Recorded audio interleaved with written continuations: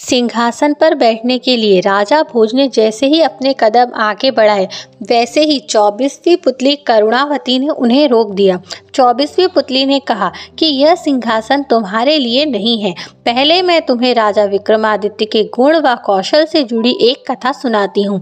उसके बाद निश्चय करना कि आप इस सिंहासन पर बैठने योग्य हैं अथवा नहीं। राजा विक्रमादित्य अक्सर अपनी प्रजा का हालचाल जानने के लिए रात में रूप बदलकर राज्य भर में घूमा करते थे। राज्य के चोर डाकू भी जानते थे कि महाराज भेष बदलकर घूमते हैं, इसीलिए वो अपराध करने से घबराते थे। राजा विक्रमादित्य भी चाहते थे कि उनके राज्य से अपराध पूरी तरह से खत्म हो जाए और उनकी प्रजा रात को चैन से सो सके। इसी प्रकार एक रात महाराज भेष बदलकर अपने राज्य में घूम रहे थे।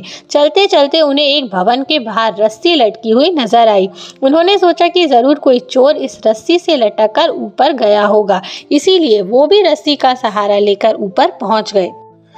उन्होंने अपनी तलवार निकाल ली और चोरों को तलाशने लगे, लेकिन तभी किसी महिला की धीमी आवाज सुनाई दी। उन्हें लगा कि यह महिला ही चोर है। यह सोचकर वो कमरे की दीवार से सटकर खड़े हो गए।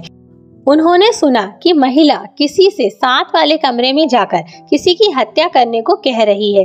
महिला कह रही थी कि उस आदमी की हत्या किए बिना किसी और के साथ उसका संबंध बनाना मुश्किल है। इसके बाद महाराज को एक पुरुष की आवाज सुनाई दी। पुरुष बोल रहा था कि वह लुटेरा जरूर है, लेकिन किसी निर्दोष व्यक्ति की जान नहीं ले सकता। उसने महिला से कहा कि उसके पास बहुत धन है और वह दोनों कहीं दूर जाकर सुखी से अपना जीवन काट सकते हैं। इस पर महिला बोली कि तुम 2 दिन बाद आना, क्योंकि उसे सारा धन इकट्ठा करने में 1 दिन का समय लगेगा। राजा समझ गए कि पुरुष उस महिला का प्रेमी है और महिला इस घर के मालिक की पत्नी है। इसके बाद राजा उस रस्सी के सहारे नीचे आ गए और महिला के प्रेमी का इंतजार करने लगे। थोड़ी देर बाद जैसी महिला का प्रेमी रस्सी पकड़कर नीचे आया तो राजा ने उसकी गर्दन पर अपनी तलवार रख दी और उसे अपना परिचय दिया। महाराज को सामने देखकर वह आदमी डर गया, लेकिन राजा विक्रमादित्य ने उसे वादा किया कि अगर वह सच बताएगा तो वह उसे मृत्युदंड नहीं देंगे। इसके बाद उसने राजा को अपनी कथा सुनाना शुरू की।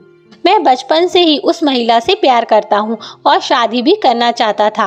मेरे पिता बहुत बड़े व्यापारी थे, जिस कारण मेरे पास काफी धन था।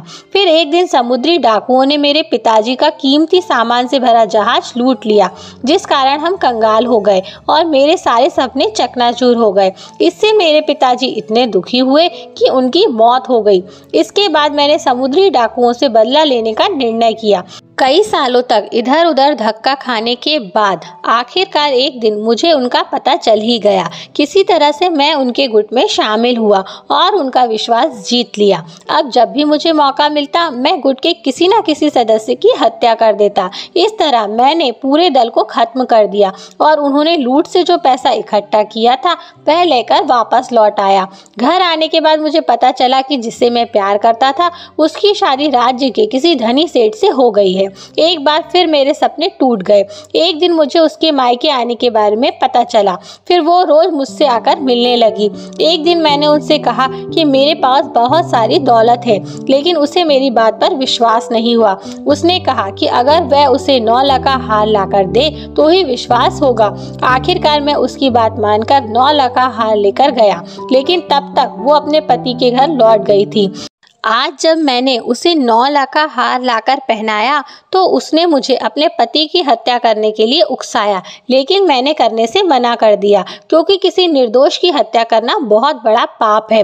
राजा विक्रमादित्य ने सच बोलने पर उसकी तारीफ की और समुद्री डाकुओं का सफाया करने के लिए उसे शाबाशी दी। साथ ही अपनी प्रेमिका की चतुराई नहीं समझ पाने के लिए उसे डांटा।